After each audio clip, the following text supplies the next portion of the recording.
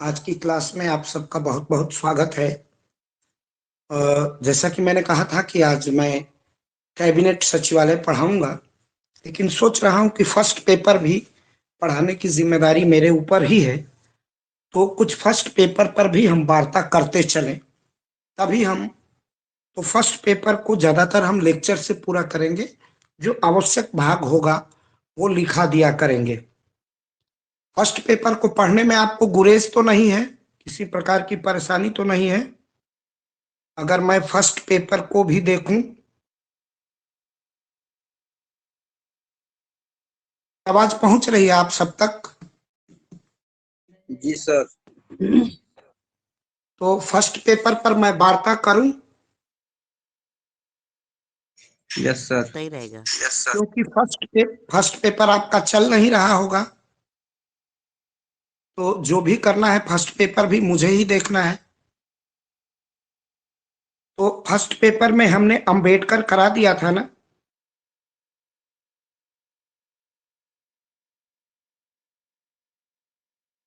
अंबेडकर को मैंने करा दिया था ना, डॉक्टर बाबा अधूरा साहेब है सर, डॉक्टर आधा भीमराव पढ़ाए अम्बेडकर। थे। नहीं, अंबेडकर पर पूरी बात मैंने कर दी थी। कौन कह रहा कि आधा पढ़ा है? आप क्लास हो गया नहीं था सर, हो करेंगे गया था। तो आप क्लास नहीं करोगे तो आपका मानक हो जाएगा कि आपने क्लास नहीं किया तो उतने पर बरस रुक गया। ऐसा मत करो भाई। तुम अपने अपराध को दूसरे पर आरोपित मत करो, वो हो चुका था। डॉक्टर बाबा साहेब पर मैंने पूरी बात कर ली थी। अब उसमें दूसरा दार्शनिक कौन बचता है? सर गांधी जी। और गांधी, और बेटा नेहरू। सर गांधी जवाहरलाल और नेहरू। नेहरू। हाँ, जवाहरलाल गांधी नेहरू। नेहरू। तो जिसको आप कहो उसको मैं शुरू कर देता हूं। सर इस गांधी पर जी। प्रश्न। अच्छा, गांधी को शुरू करें फिर नेहरू को? गांधी सर पर नेहरू को। क्वेश्चन आएगा, नेहरू को टच जी करते सर हैं। गांधी। गांधी को भी बेटा मैं गांधी को भी पढ़ाऊंगा, आप निश्चिंत रहिए। मैंने कहा है तो उसको भी वो उस पे भी वार्ता होगी उस पे। तो मैं सबसे पहले, गांधी एक विस्तृत अध्याय है, पंडित नेहरू भी विस्तृत अध्याय है। तो आज हम लोग टेकअप करेंगे, और मैं कोशिश करूंगा कि अगर मैं कल प्रयागराज में रहता हूं तो ये 3 दिन तो मेरा आधिकारिक क्लास है। 2 दिन ही है, 3 दिन मान लेता हूं। तो प्रयाग में रहता हूं तो मेरी क्लास चलेगी। तो एक दार्शनिक के रूप में अब हम लोग देखेंगे पंडित नेहरू को। पंडित नेहरू सर एक, सर अंबेडकर हुआ नहीं है अभी पूरा। अंबेडकर में क्या छूटा था हमें याद है। अंबेडकर का मैं लेक्चर देख रहा था तो अंबेडकर का लेक्चर कई भाग में है, अंबेडकर पूरा हो गया था। आप क्लास में नहीं थे तो इसके मतलब थोड़े हुए कि पूरा नहीं हुआ। एक क्लास हुआ था। एक क्लास में मैंने क्या बताया था?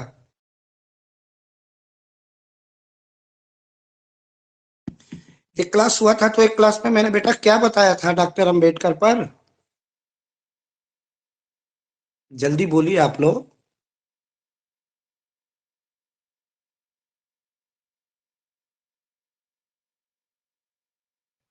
उनके जन्म और सामाजिक योगदान में सर यही बताया था, नहीं, सामाजिक मैंने योगदान पर। दलितोद्धार बता दिया था। 2 ही प्रश्न उन पर बनते हैं। दलितों के लिए किए गए विशेष कार्य, उन्होंने दलितोत्थान के लिए क्या क्या कार्य किया था, इस पर विशेष फोकस होता है। तो चलो उसी को पूरा कर लो।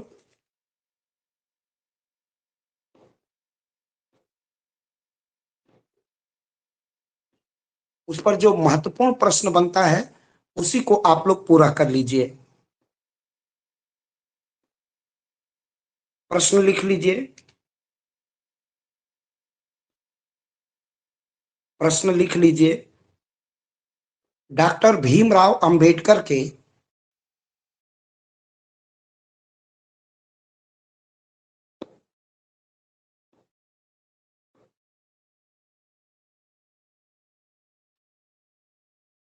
दलितोद्धार संबंधी विचारों की विवेचना कीजिए। डॉक्टर भीमराव अंबेडकर के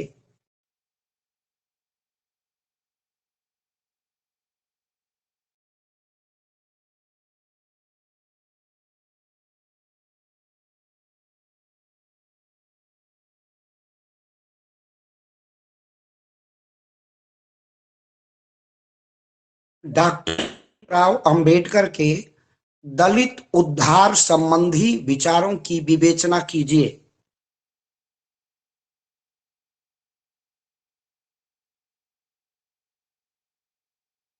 Discuss the view of Dr. Bhimrao Ambedkar on Dalit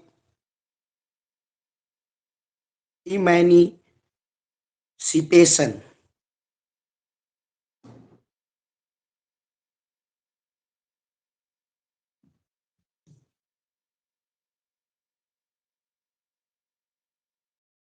लिखना प्रारंभ कर दीजिए। बाबा साहेब डॉक्टर भीमराव अंबेडकर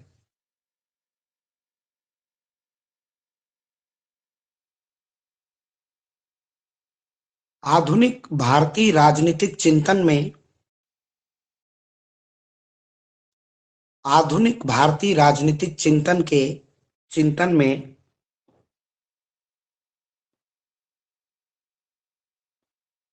आधुनिक भारतीय राजनीतिक चिंतन के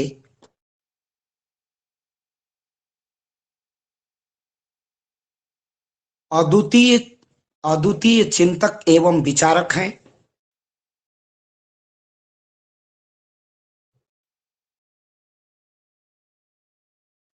अद्वितीय चिंतक और विचारक हैं।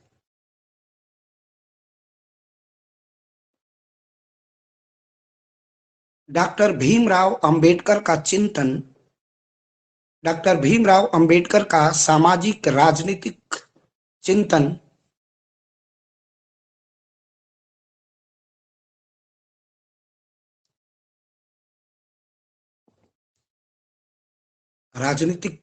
सामाजिक राजनीतिक चिंतन मानवता से ओतप्रोत है।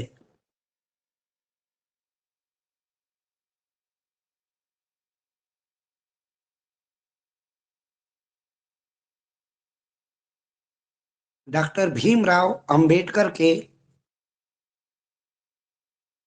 विचारों का केंद्र बिंदु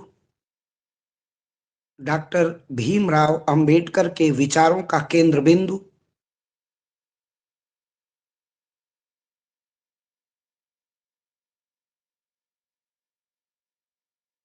समाज के आखिरी सोपान पर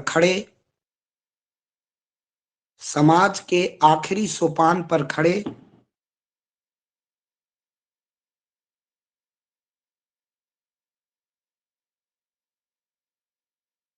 मानवता का उद्धार करना है।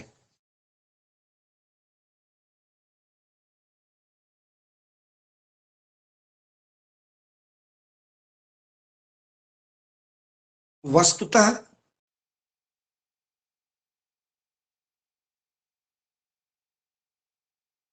दलित समाज के साथ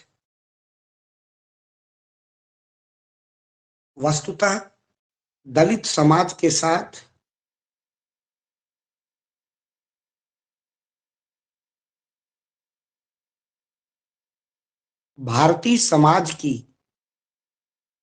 दलित समाज के साथ भारत की सामाजिक संरचना में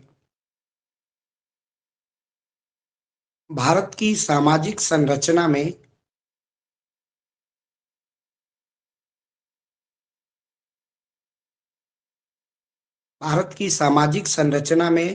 हो रहे घनघोर अन्याय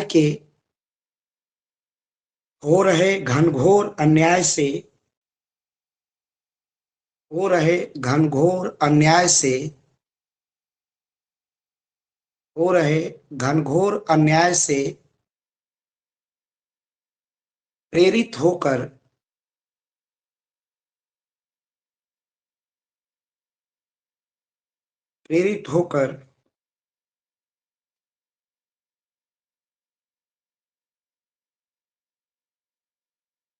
डॉक्टर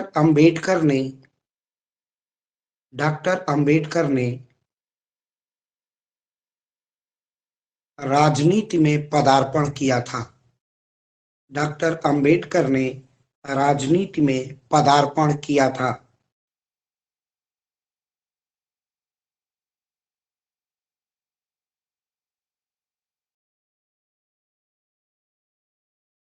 डॉक्टर भीमराव अंबेडकर ने अपने बचपन में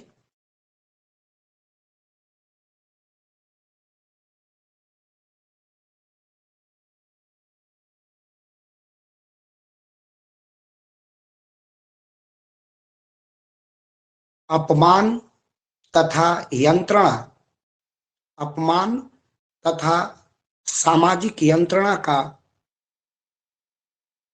अपमान तथा सामाजिक यंत्रणा का जीवन व्यतीत किया था।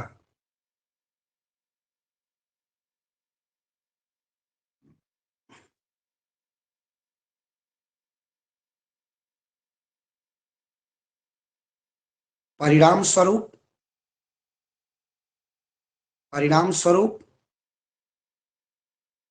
डॉक्टर अंबेडकर ने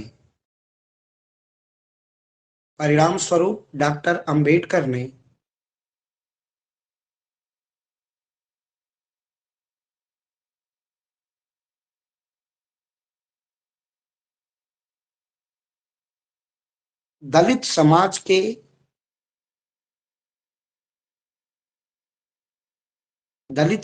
के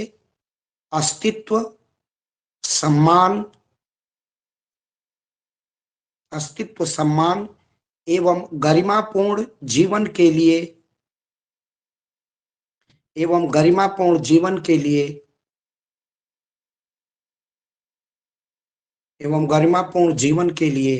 अपना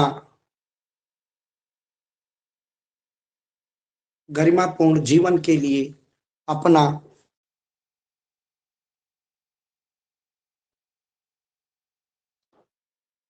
जीवन लक्ष्य घोषित किया था।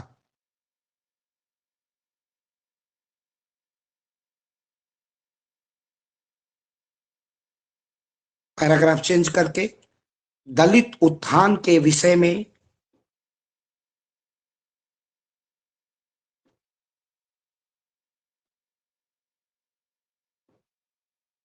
डॉक्टर भीमराव अंबेडकर ने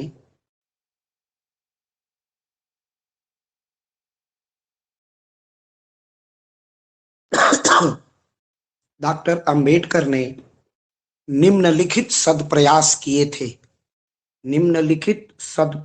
किए।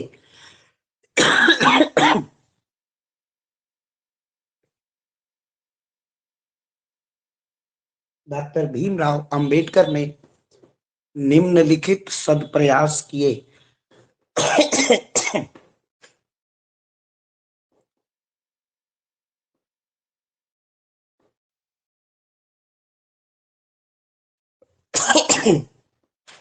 पहला पॉइंट, जाति प्रथा का विरोध।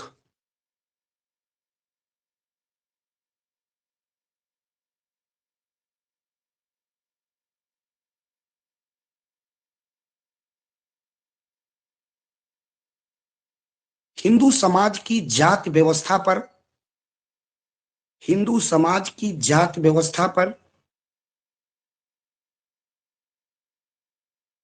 कठोरतम प्रहार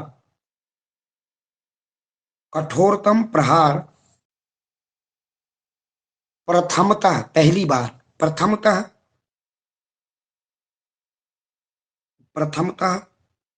डॉक्टर अंबेडकर ने किया।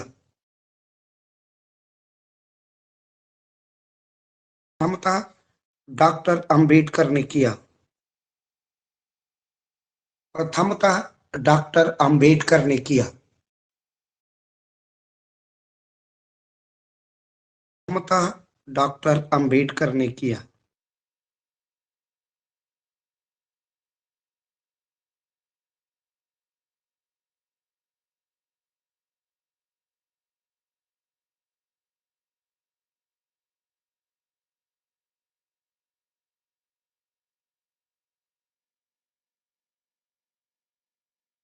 डॉक्टर अंबेडकर के अनुसार हिंदू समाज की जाति व्यवस्था के परिणाम स्वरूप, डॉक्टर अंबेडकर के अनुसार हिंदू समाज की जाति व्यवस्था के अनुसार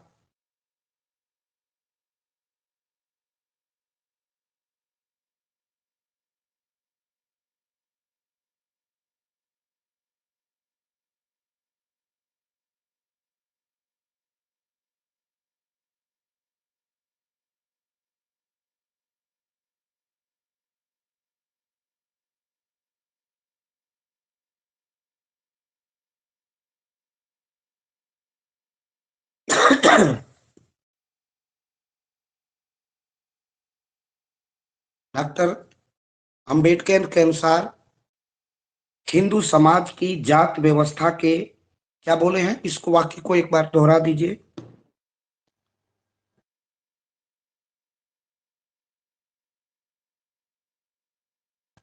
सर, डॉक्टर अंबेडकर के अनुसार हिंदू समाज की जाति व्यवस्था के अनुसार, हाँ, जाति व्यवस्था के अनुसार छुआछूत में छुआछूत को या अस्पृश्यता को, छुआछूत या अस्पृश्यता को, छुआछूत या अस्पृश्यता को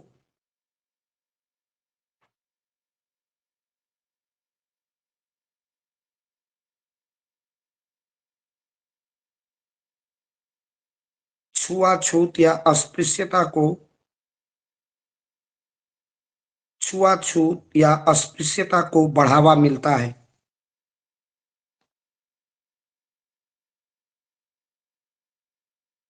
छुआ अस्पृश्यता एक अमानवीय आचरण और व्यवहार है।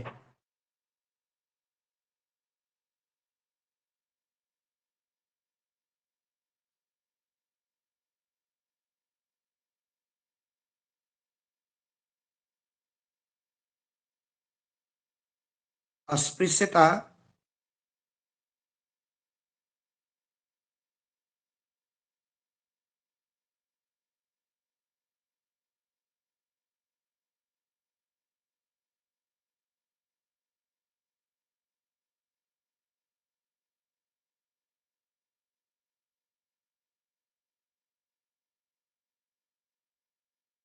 अस्पृश्यता अमानवीय आचरण और व्यवहार है। यह मनुष्य को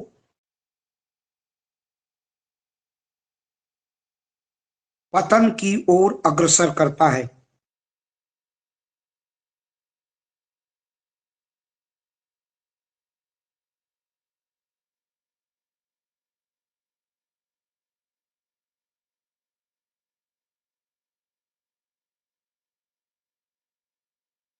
डॉक्टर अंबेडकर मनुष्य स्मृति को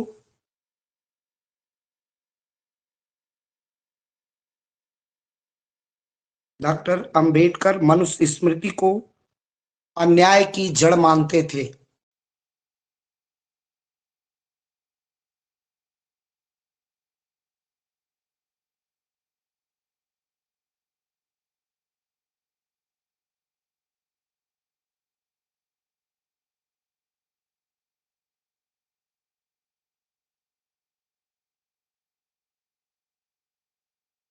डॉक्टर अंबेडकर मनुष्य स्मृति को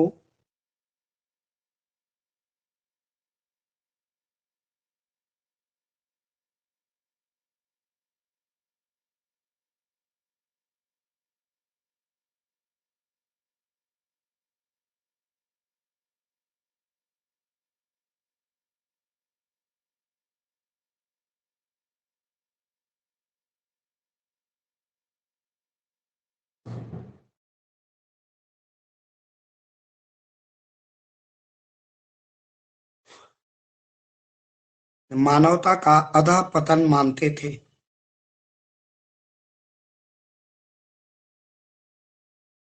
अन्याय की जड़ मानते थे। डॉक्टर अंबेडकर ने अपने जीवन काल में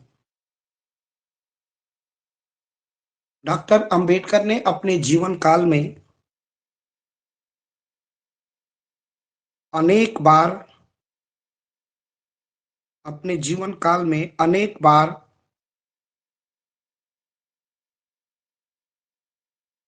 मनुष्य स्मृति के प्रतियों को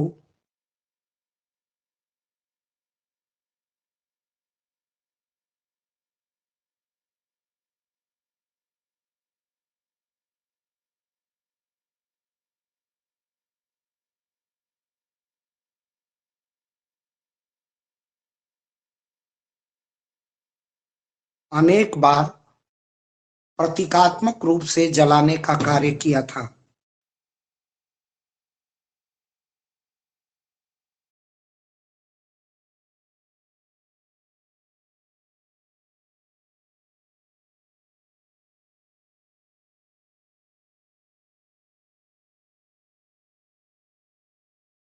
डॉक्टर अंबेडकर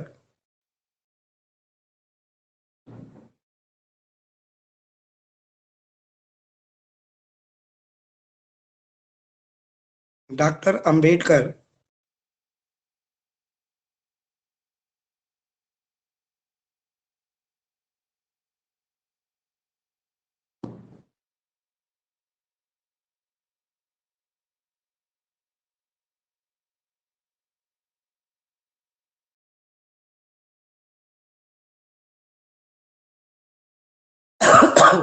डॉक्टर अंबेडकर जात व्यवस्था को समाप्त करना चाहते थे।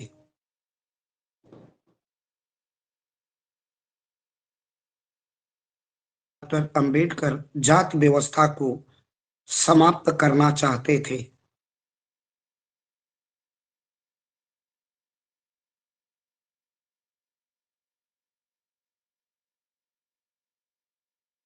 जात व्यवस्था को समाप्त करना चाहते थे। जात व्यवस्था के समापन के लिए डॉक्टर अंबेडकर ने जात व्यवस्था के समापन के लिए डॉक्टर अंबेडकर ने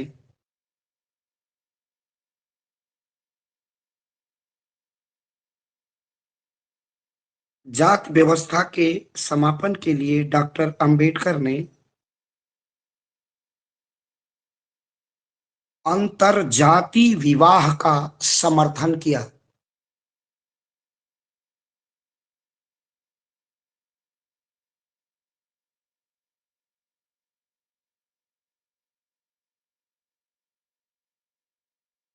जात व्यवस्था के समापन के लिए डॉक्टर अंबेडकर ने अंतरजाति विवाह का समर्थन किया।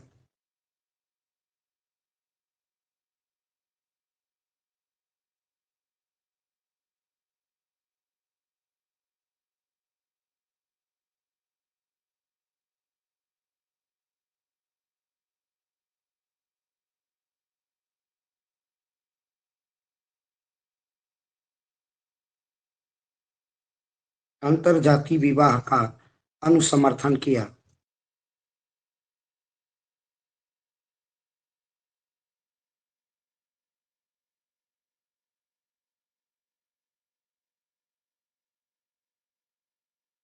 नेक्स्ट, तो उन्होंने सुझाव दिया कि जो जाति व्यवस्था है इसका समापन किया जाए और जात व्यवस्था का समापन करके और क्या किया जाए, जात व्यवस्था का समापन किया जाए और अंतर जाति विवाहों का समर्थन किया जाए। ऐसा ही विचार डॉक्टर लोहिया ने, ऐसा ही विचार डॉक्टर पंडित नेहरू ने, ऐसे ही विचार को लगभग लगभग गांधी भी मानते थे। जयप्रकाश नारायण और आचार्य नरेंद्र देव भारत के समाजवादी भावधारा के लोग भी चाहते थे, लेकिन ऐसा जनेऊ तोड़ो समाज जोड़ो का नारा जयप्रकाश नारायण ने दिया। लोहिया ने भी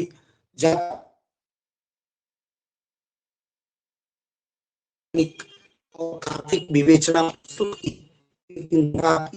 क्यों बनी रह गई। इस पर जब जब गहरी की गई, जाति उतनी ही गहरी होती गई है और भारतीय समाज में बाबा साहब से बड़ा घनघोर प्रहार किसी ने नहीं किया, लेकिन जातियां ज्यों की त्यों विद्यमान है।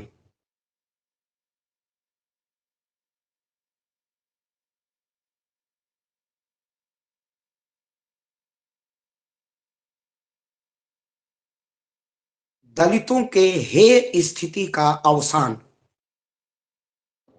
अवसान माने समापन, दलितों की हे स्थिति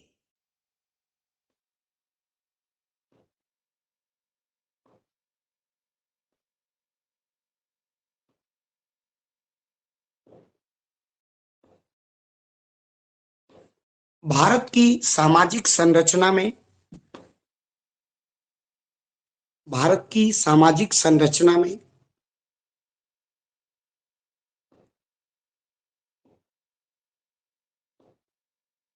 भारत की सामाजिक संरचना में उच्च एवं निम्न सोपान का विभाजन है। उच्च एवं निम्न सोपान का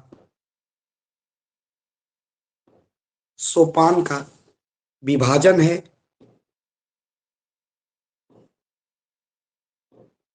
ऊंची जातियों को श्रेष्ठ तथा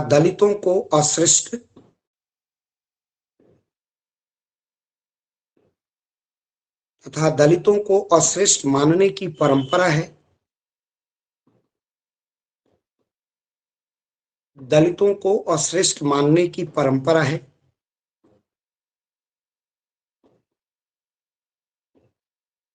इस परंपरा में क्रांतिकारी परिवर्तन लाने का पक्षपोषण, इस परंपरा में क्रांतिकारी परिवर्तन लाने का पक्षपोषण डॉक्टर भीमराव अंबेडकर करते हैं।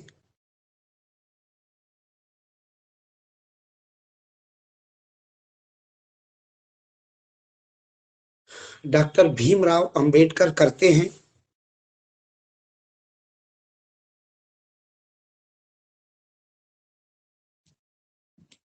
तथा अपना वैचारिक चिंतन देते हुए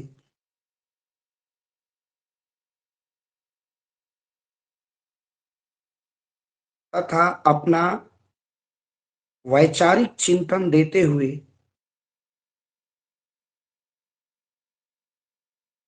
तथा अपना वैचारिक चिंतन देते हुए स्पष्ट करते हैं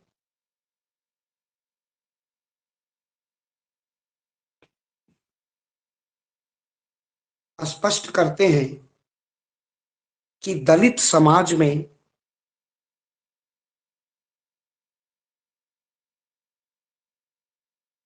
दलित समाज में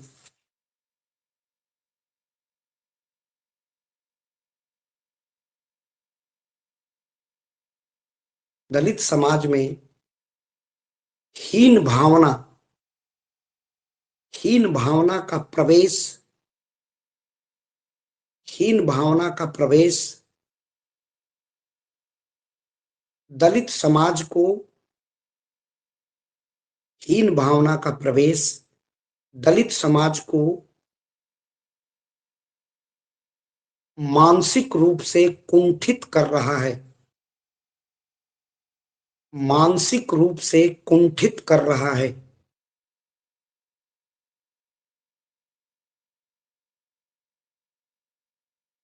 मानसिक रूप से कुंठित कर रहा है। दलित समाज को अपनी हीन भावना अपनी हीन भावना को निकालना होगा।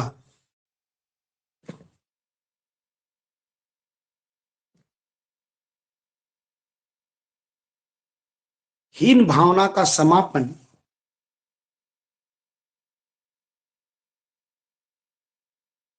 हीन भावना का समापन दलित समाज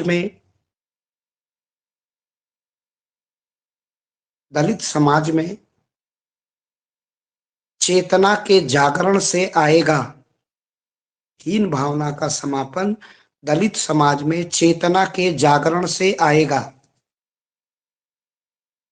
चेतना के जागरण से आएगा।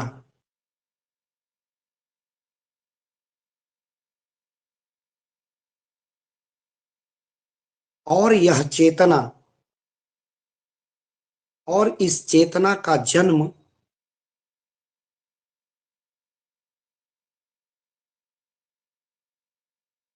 दलित समाज के शिक्षित होने से ही आएगा। दलित समाज के शिक्षित होने से ही आएगा।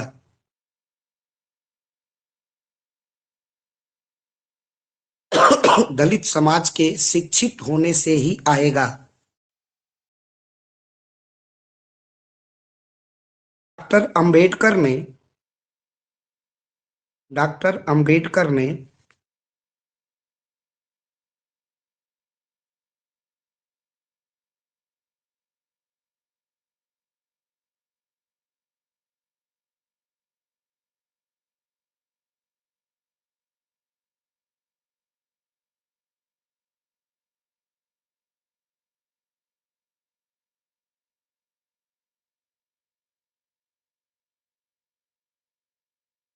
क्या बोला था? किसी का फोन आ गया था, डिस्टर्ब हो गया था। क्या बोला था मैंने अभी? सर, इस चेतना का जन्म दलित समाज के शिक्षित होने से ही आएगा, डॉक्टर अंबेडकर ने। हाँ, महात्मा बुद्ध के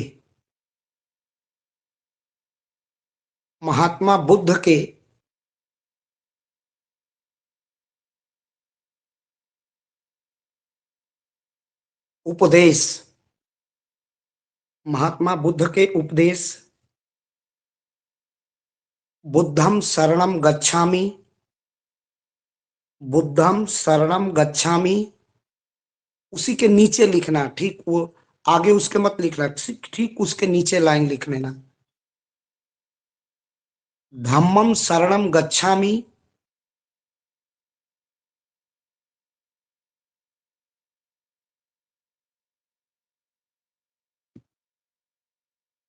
उसके ठीक नीचे संघम शरणम गच्छामि,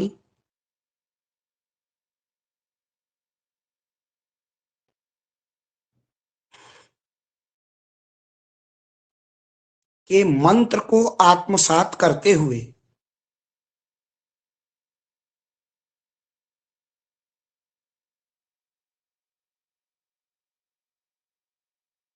स्लोगन दिया। बुद्धम शरणम गच्छामि मतलब शिक्षित बनो, चैतन्य बनो।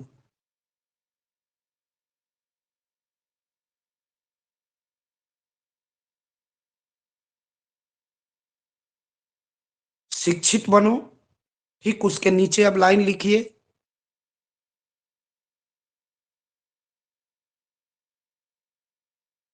संघर्ष करो, माने धम्मम शरणम गच्छामि। धर्म अच्छाई पर चलने के लिए प्रेरित करता है। और जब हम अच्छाई पर चलेंगे तो निरंतर संघर्ष करेंगे, निरंतर प्रयास करेंगे अच्छाई पर चलने का। तो ये धम्मम शरणम गच्छामि, ये संघर्ष का प्रतीक बना, निरंतरता का प्रतीक बना। और शिक्षित बनो, संघर्ष करो, अथवा निरंतर प्रयास करो। और तीसरी लाइन संघम शरणं गच्छामि, संघ बना लो, इसके लिए तुम संगठित हो जाओ। और तीसरी संगठित हो जाओ, संगठित हो जाओ के सूत्र वाक्य से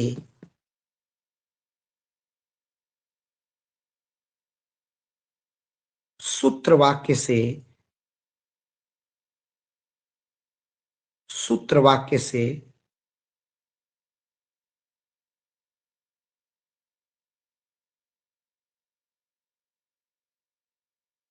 सूत्र वाक्य से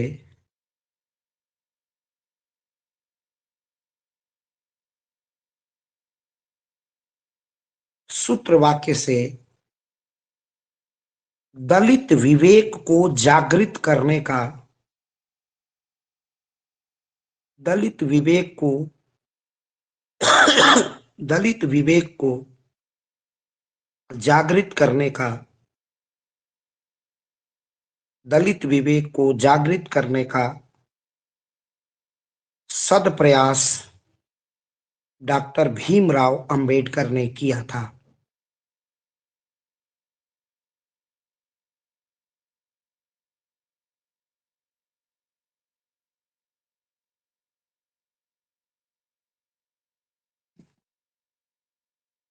जिसका मूल स्रोत शिक्षा है। इसका मूल स्रोत शिक्षा है। शिक्षा ही दलित समाज के विवेक को जागृत करेगी। शिक्षा ही दलित समाज के विवेक को जागृत करेगी।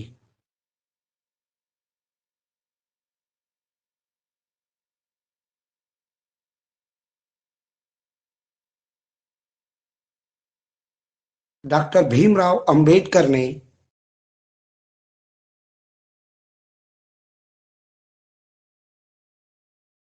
दलित समाज के उद्धार और हेय भाव के समापन का मूल मंत्र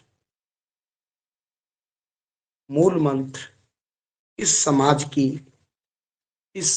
की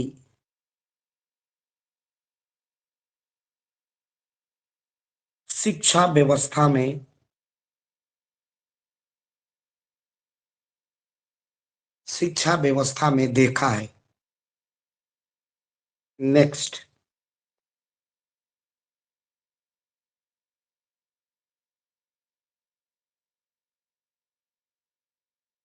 जीवन शैली में परिवर्तन। जीवन शैली में परिवर्तन। डॉक्टर भीमराव अंबेडकर दलितों के जीवन स्तर में डॉक्टर भीमराव अंबेडकर दलितों के जीवन स्तर में दलितों के जीवन स्तर में दलितों के जीवन स्तर में दलितों के जीवन स्तर में सुधार के आकांक्षी हैं। दलितों के जीवन स्तर में सुधार के आकांक्षी हैं।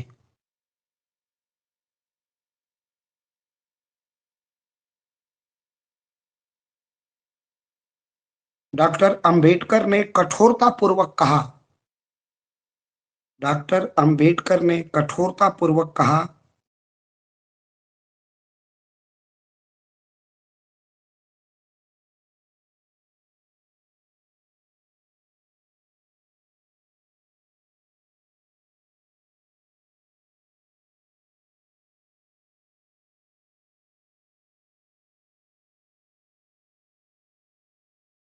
डॉक्टर अंबेडकर ने कठोरतापूर्वक कहा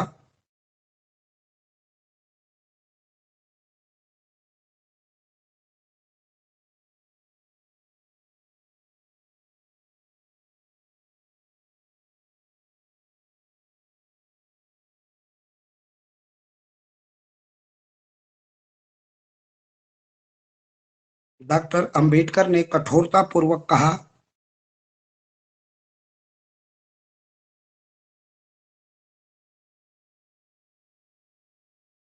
डॉक्टर अंबेडकर ने कठोरतापूर्वक कहा कि दलित अपनी स्थिति के लिए स्वयं उत्तरदायी हैं।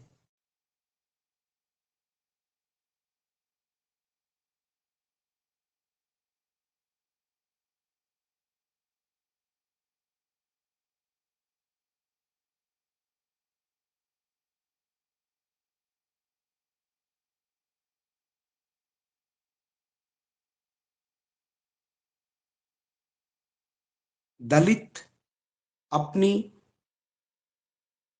स्थिति के लिए स्वयं उत्तरदायी हैं।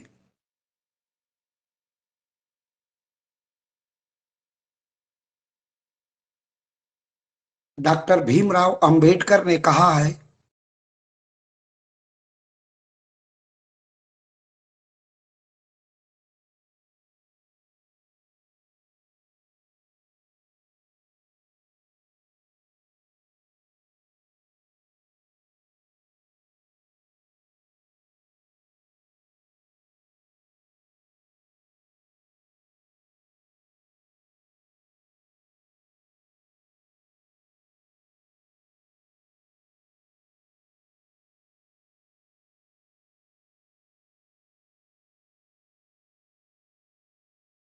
डॉक्टर भीमराव अंबेडकर ने कहा है कि दलितों को अपनी बुरी आदतों को छोड़ देना चाहिए।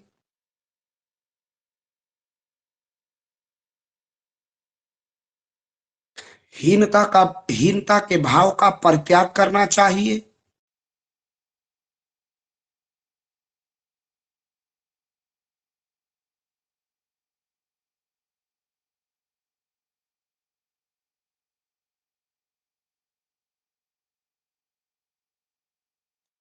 आत्मसम्मानपूर्ण जीवन व्यतीत करना चाहिए।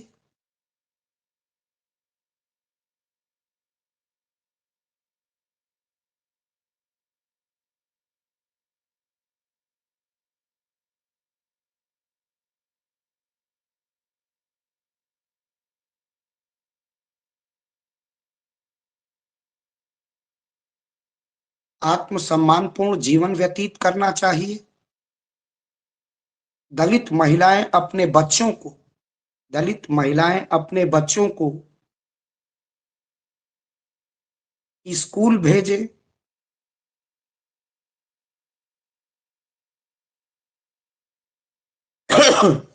बच्चों को शिक्षित करने का प्रयास करें।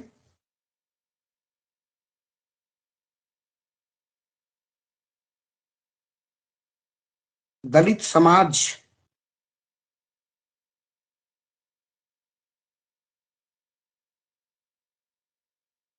को सफाई पर विशेष ध्यान देना चाहिए।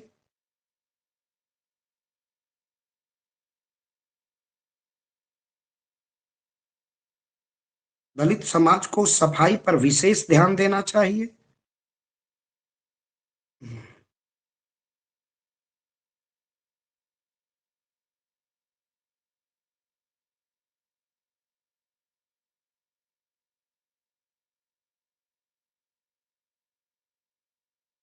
दलित समाज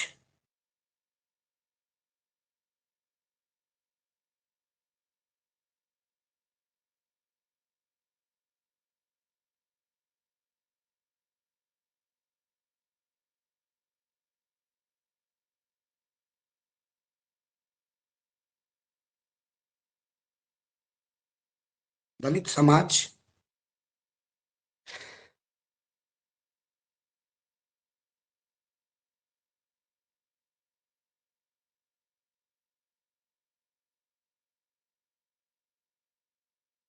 अपने आत्मसम्मान की रक्षा करने में समर्थ है।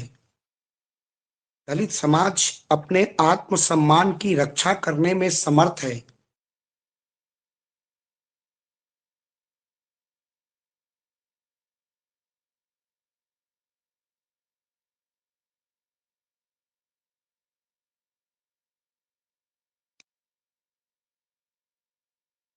नेक्स्ट,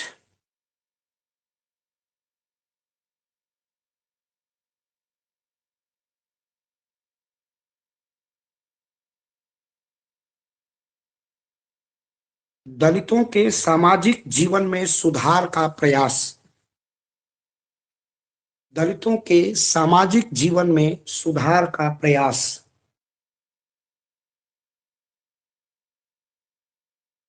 दलितों के सामाजिक जीवन में सुधार का प्रयास।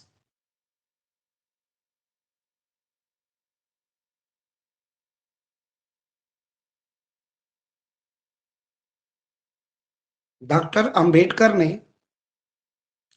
अंबेडकर ने दलितों की स्थिति सुधारने के लिए दलितों की स्थिति को सुधारने के लिए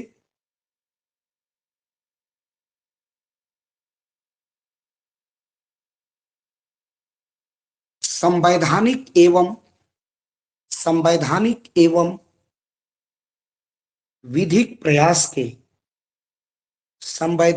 एवं विधिक प्रयास के प्रबल पक्षपोषक थे। संवैधानिक एवं विधिक प्रयास के प्रबल पक्षपोषक थे।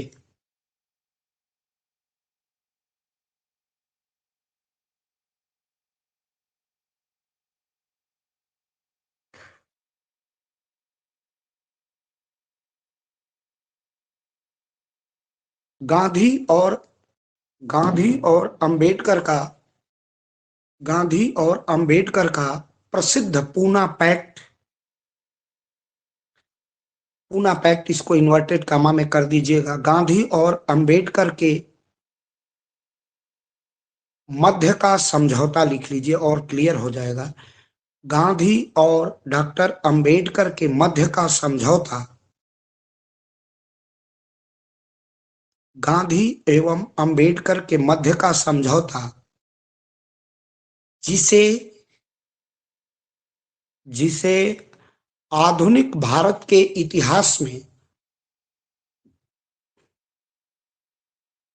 जिसे आधुनिक भारत के इतिहास में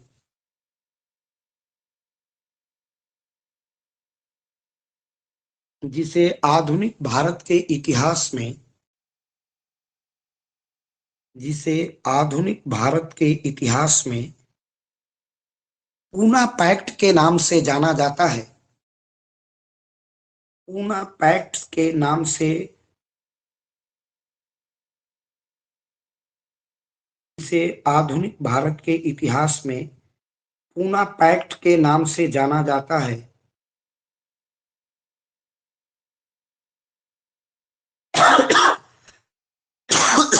डॉक्टर अंबेडकर की वैधानिक एवं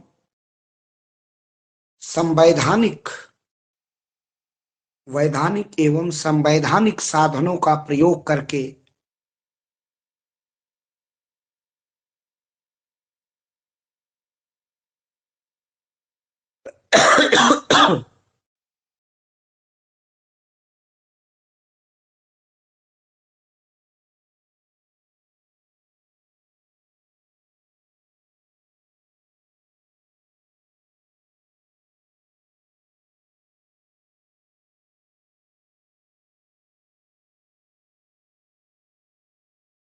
दलित समाज के उद्धार करने की दिशा में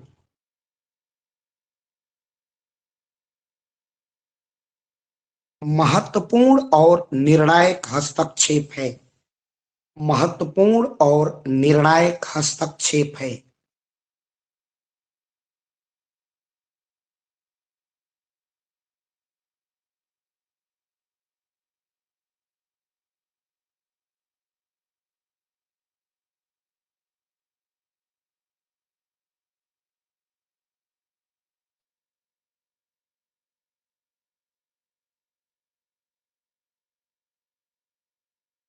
भारतीय संविधान का अनुच्छेद 17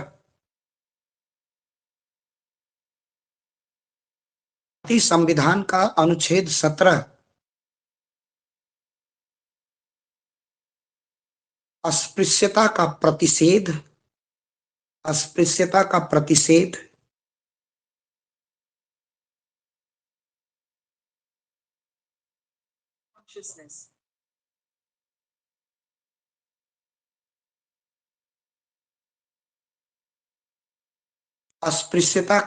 प्रतिषेध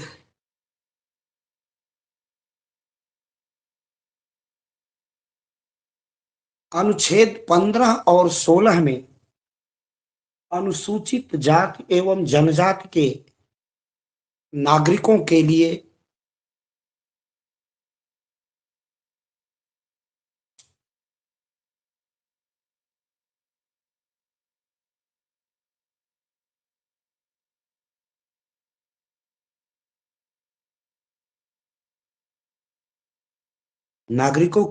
आरक्षण का प्राविधान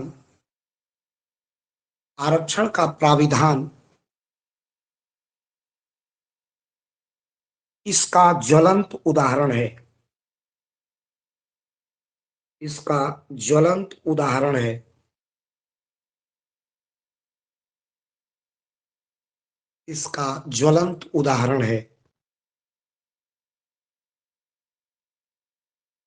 डॉक्टर अंबेडकर ने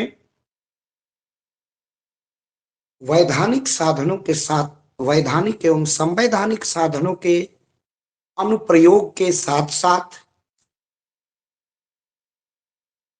डॉक्टर अंबेडकर वैधानिक एवं संवैधानिक साधनों के अनुप्रयोग के साथ साथ, माने विधि बनाकर दलित समाज का उद्धार, संविधान में प्राविधान करके दलित समाज के का उद्धार और उसका सुधार, इसके साथ साथ डॉक्टर अंबेडकर चाहते थे कि प्रशासनिक हस्तक्षेप भी हो। तो यही मैं लिखा रहा हूं। वाक्य को पढ़ दीजिए।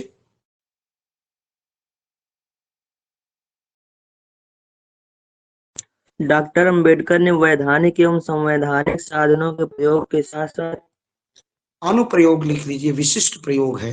अनुप्रयोग के साथ साथ विशिष्ट प्रशासनिक पहल करने को भी,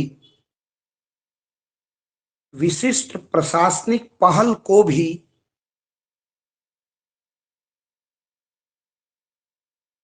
दलित समाज के उत्थान के लिए आवश्यक मानते थे। दलित समाज के उत्थान के लिए आवश्यक मानते थे।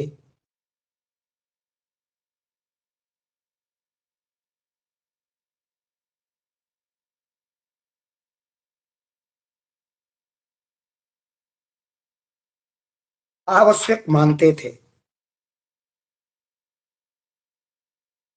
जिसका विवरण निम्नवत है, यानी निम्नलिखित प्रकार से जिसका विवरण है, जो प्रशासनिक हस्तक्षेप की अपेक्षा डॉक्टर अंबेडकर करते थे, जिसका विवरण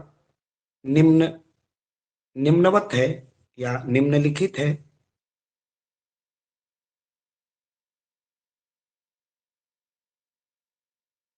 पहला, डॉक्टर अंबेडकर के अनुसार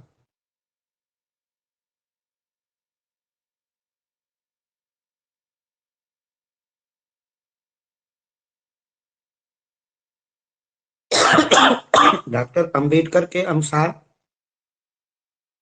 दलित समाज एक जड़वत समाज है। दलित समाज एक जड़वत समाज है, माने बिल्कुल जड़ हो गया, उसमें गति नहीं है। एक जड़वत समाज है।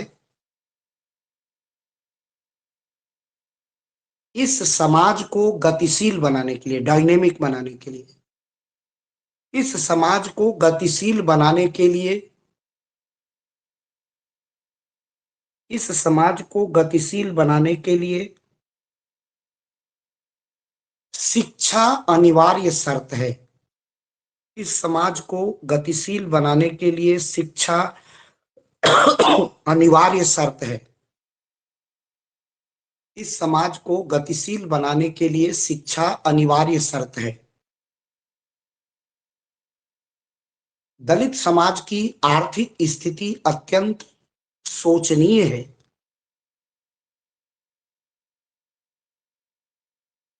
दलित समाज की आर्थिक स्थिति अत्यंत शोचनीय है।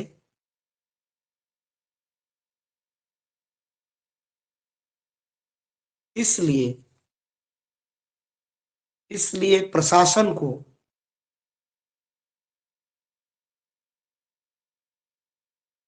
दलित छात्रों को पढ़ने के लिए, दलित छात्रों को पढ़ने के लिए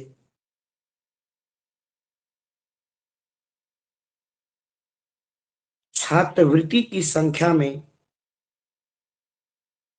छात्रवृत्ति की संख्या में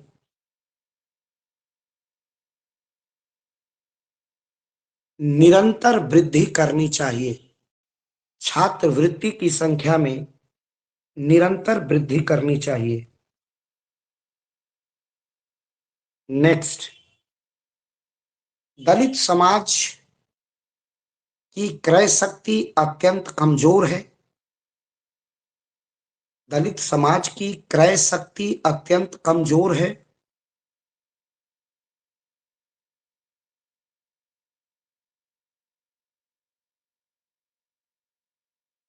दलित समाज की क्रय शक्ति अत्यंत कमजोर है। इसलिए दलित समाज के छात्रों के अध्ययन के लिए, इसलिए दलित छात्रों के अध्ययन के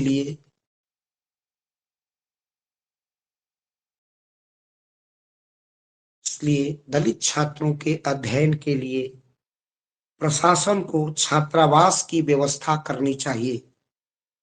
प्रशासन को छात्रावास की व्यवस्था करनी चाहिए।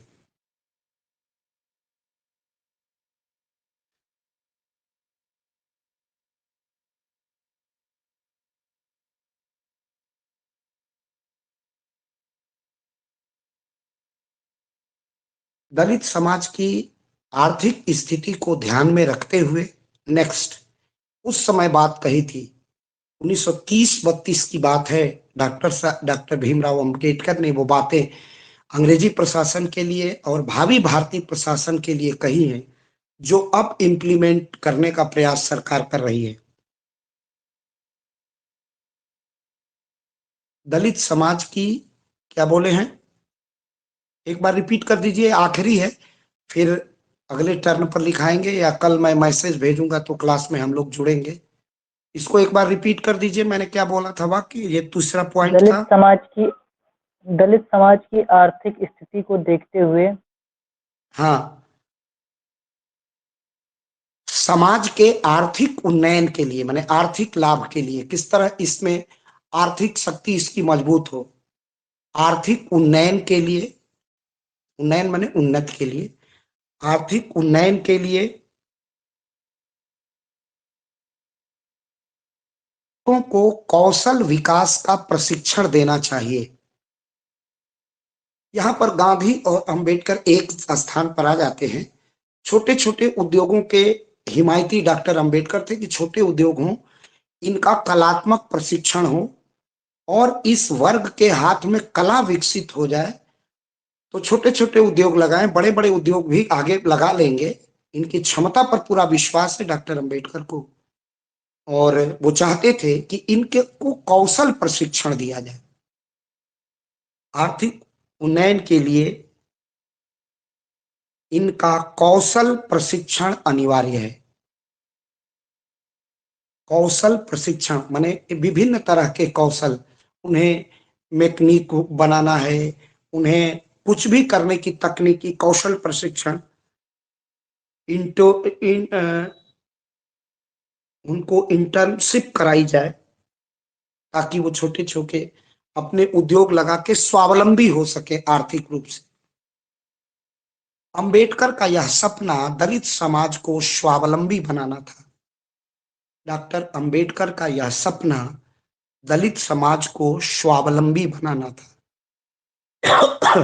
उनकी स्वतंत्रता को तोड़ना था, स्वावलंबी बनाना था तथा उनकी आर्थिक स्वतंत्रता को तोड़ना था।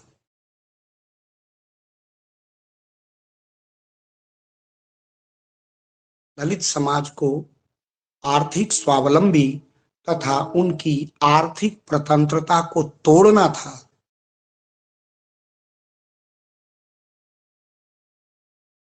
अब उस जमाने में इंजीनियरिंग की पढ़ाई भारत में नहीं होती थी, तो एक और महत्वपूर्ण सुझाव दिया, इसके बाद हम अब कल लिखाएंगे या अगले टर्न पर लिखाएंगे, आप लोग लिख लीजिए।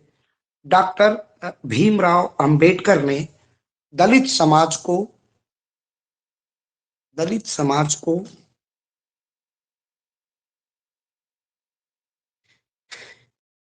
इंजीनियरिंग की पढ़ाई करने के लिए, इंजीनियरिंग की या चिकित्सा विज्ञान की पढ़ाई पूरी करने के लिए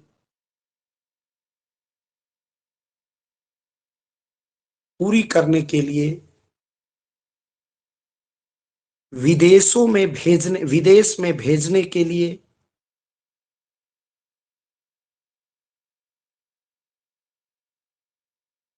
विशेष छात्रवृत्ति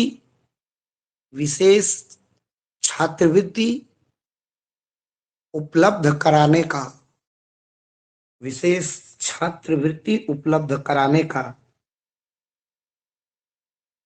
सुझाव प्रस्तुत किया था।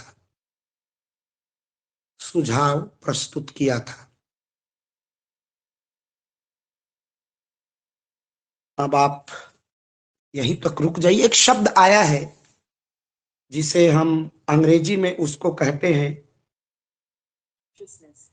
कॉन्सियसनेस, कि दलित समाज में चेतना आएगी। कैसे आएगी?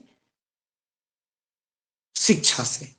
अब इस चेतना शब्द को समझ लेना है कि बाबा साहब चेतना का अर्थ क्या है। हम शब्द का उच्चारण कर लेते हैं लेकिन उसका अर्थ नहीं जानते।